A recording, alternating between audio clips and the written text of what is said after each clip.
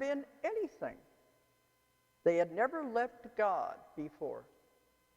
And this is tremendous when I have these sessions with these people. Would you imagine what a shock it would be to these souls?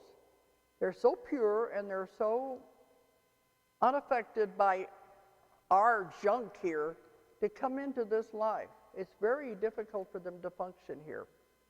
But when I've had them go back to God, they call it the source. They always say the source. They always describe it the same way.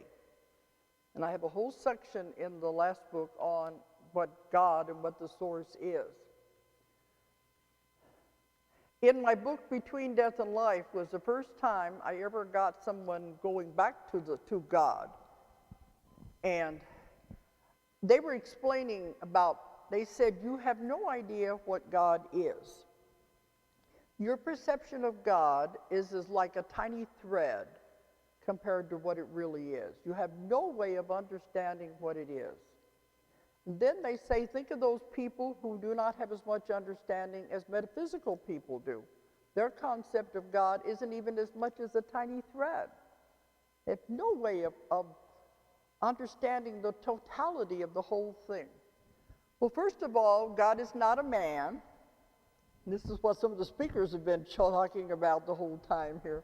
God is not a man. You got to get over that. If anything, he would have been a woman.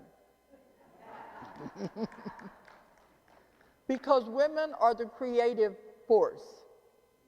He's neither one. He does not have a gender. He's not male and he is not female. It is a power. It's an energy that is absolutely incredible.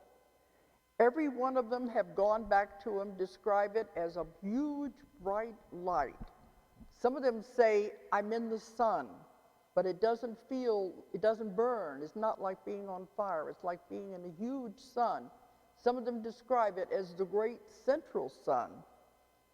But it is always described as this huge, enormous light, a pulsating light.